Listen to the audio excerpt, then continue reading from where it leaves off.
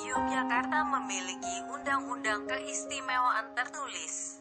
Bambang Wisnu Handoyo mengatakan, dana keistimewaan harus dirasakan masyarakat Gunung Kidul. Danais untuk kelembagaan RT, RW dan ROIS belum ada. Saya terus mendorong agar penyerapannya di Gunung Kidul terus meningkat. Demikian kata Bambang Wisnu Handoyo kepada awak media pastivinews.com, Jumat tanggal 4 Desember tahun 2020. Pengucuran dana keistimewaan harus dikaitkan sama kesiapan Kabupaten Gunung Kidul. Gitu ya. Jadi kalau kemarin kita 176 miliar karena berkaitan dengan pembangunan taman budaya, sehingga membutuhkan dana besar. Tapi seharusnya itu tidak boleh kemudian berkurang. Mestinya Kabupaten Gunung Kidul lebih giat lagi untuk menghilangkan keistimewaan-keistimewaan yang lain. Jangan hanya diistimewa karena kebudayaan, kemudian setelah dana dari kebudayaan berkurang, keistimewaan yang lain berkurang. Tidak.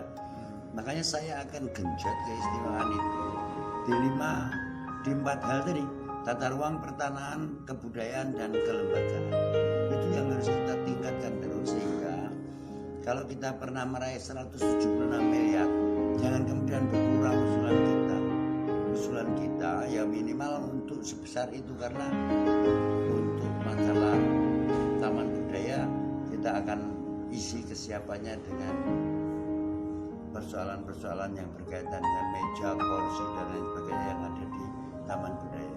Sehingga belum selesai fisik itu secara keseluruhan, tapi harus disiapkan juga dengan kesiapan-kesiapan yang lain. Tidak boleh berkurang, tapi saya dengar usulannya sudah mulai diturunkan. Nah, itu yang saya juga tidak mengerti kenapa kabupaten tidak mengusulkan sampai pada tingkat yang seharusnya sesuai dengan kebutuhan kelembagaan sama pertanahan. Itu yang saya sampaikan. Oleh sebab itu Bapak untuk mengabdikan diri kepada Gunung Kidul juga ikut pilkada serentak tahun ini, Pak. Ya. Justru karena itu juga saya mengharapkan supaya pilkada kali ini bisa memilih tentang calon bupati yang memang betul-betul berpikir luas, bukan hanya sesaat. Kita tidak akan berpikir kepada bupati yang sesaat, tetapi bupati yang memang berkepanjangan dan merupakan bupati yang punya program-program kesinambungan yang lebih tertata. Ini yang paling penting. Jadi ditata hulu hilir ya, Pak ya? Ya, harus kita tata sampai pada tingkat itu. Saya tidak bisa melihat Gunung Kidul merambat lagi, tetapi Gunung Kidul harus cepat bangkit dan berlari. Sudah orang-orang kena ngerambat. Jangan sampai ketinggalan dengan yang kita sempat berhenti, yang lain sudah berlari. Kita jalan kaki saja, mereka sudah lari, apalagi kita diam.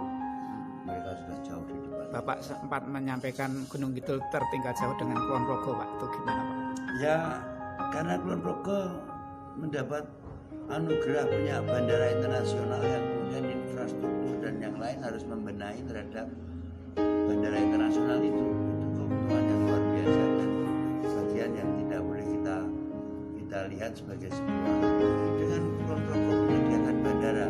Mungkin persaingan di dunia infrastruktur tidak bisa lagi Gunung Kidul tanpa persiapan yang lebih baik akan bisa mengejar itu. Saya yakin nanti kalau Kulon Progo kemudian sudah berbenah itu dengan hadirnya bandara itu akan luar biasa. Nah, kita yang sekarang ini harus menyiapkan dengan sumber daya lokal yang kita punya, dengan kekayaan alam lokal yang kita punya, harus mampu bangkit mengejar itu. Berarti itu suatu terobosan ya, Pak? Berarti. Harus banyak terobosan di situ. Kita lihat sekarang ini petani-petani 1 tahun itu, artinya petani yang hanya bisa menanam setiap 1 tahun harus tidak lagi ada 1 tahun. Petani sudah harus punya sumur ladang yang bisa ditanam setiap saat. Untuk air, Pak, gimana sempat menjadi perdebatan itu? Iya, air itu kan saya selalu bilang, tidak ada masalah dengan air di Gunung Kidul itu di mana-mana ada. Cuman kita mau apa tidak berusaha mencari air. Kita bisa 14 titik air di tempat-tempat yang sulit, kepada RT, RW, ROIS, dan Duko, dan seterusnya. Kalau lurah, carik, perangkat desa, Duko itu sudah mendapatkan Pelunggu. Artinya di keistimewaan juga diatur tentang tanah desa dikaitkan dengan tanah kas, pelunggu, pengarem-arem dan juga fasilitas umum.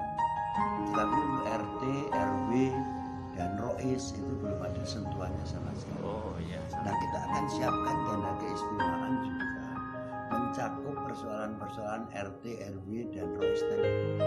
Selain masalah kebudayaan, masalah kelembagaan kita istimewa juga, sehingga tahun-tahun mendatang kita akan sampai kepada bagaimana penyampaian dana IS itu sampai kepada desa, sehingga nanti ada desa budaya sampai pada tingkat desa mandiri. Dan itu tentu desa-desa yang mendapat dana IS lebih untuk bagaimana kemudian ketahanan desa makin kentara lagi. Nah, di desa-desa seperti itulah yang kemudian bagaimana kita dapat memeratakan kesejahteraan dari dana IS. Tentukan pilihan Anda, pilih nomor-nomor yang kemudian menjadi kewenangan teman, tapi jangan lupa pilih Bambang Wisnu Handoyo Benyamin Sudarmadi nomor urut 3, itu untuk Gunung Kidul yang tercinta. Saya yakin panjenengan tidak akan menyesal pada pilihan itu, karena sekali berarti habis itu membawa Gunung Kidul kebahagiaan dan kesejahteraan. Selamat memilih, jangan lupa nomor 3, Gunung Kidul yang sejahtera. Terima kasih. Assalamualaikum warahmatullahi wabarakatuh.